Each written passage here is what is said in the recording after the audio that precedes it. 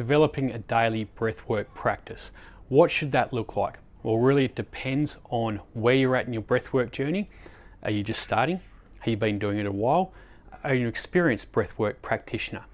And it also depends on what you want to achieve. What's your goal? So a little bit about how I started my breath practice. I started off with CO2 tolerance test, determining where I was at with my CO2 tolerance.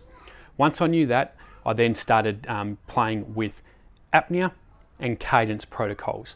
I'd do 5 to 10 cycles of an apnea protocol based on my CO2 tolerance and see how I felt after that. I'd also do 5 to 10 cycles of a cadence protocol.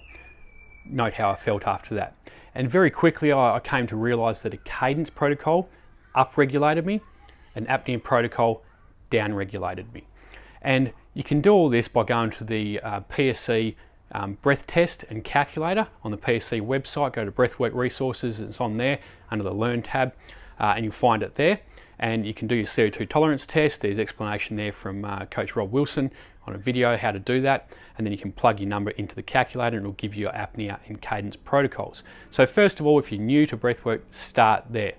The other thing you can do is start with nasal breathing in everyday life, and if you're training, start off with nasal breathing in your warm-ups. Then what I would look at doing is looking at the gear system. How do I use my gears when I'm training? So my daily breathwork practice now, what it looks like is I meditate, and obviously I'm using my breath as an anchor when I'm meditating. I do some static apnea tables now, which are designed to improve my CO2 tolerance. And we've got some videos on that within our YouTube playlist, Breathwork resource page. Check out the YouTube playlist there and look at apnea static tables. So I do that now, and that's pretty much my daily breath practice, my formal breath practice. Informal breath practice is nasal breathing as much as possible, being aware of that when I'm on the computer, when I'm driving, when I'm just sitting there watching Netflix, and when I'm training as well. I start off all my workouts with my warm-up is always nasal breathing. Then in my workout, I'm using my gears.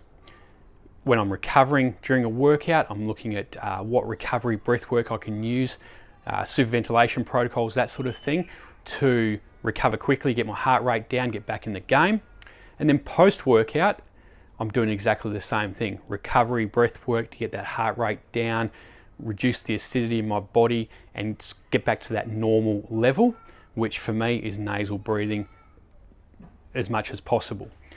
Before my workout as well, I might do an upregulation protocol, depending on what I've been doing. If I feel like I need to kind of upregulate and get myself up a little bit, I'll do an upreg protocol before training.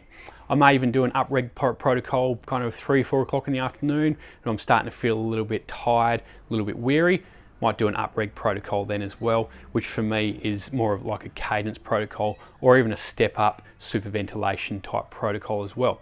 So the key to really developing a daily breath practice is to experiment. Be the n=1. Play around with a few different things, see what works for you, see what effects they have on you, and then implement those in your day wherever you need them. There's not really any right or wrong. Just play with it, see what works best for you.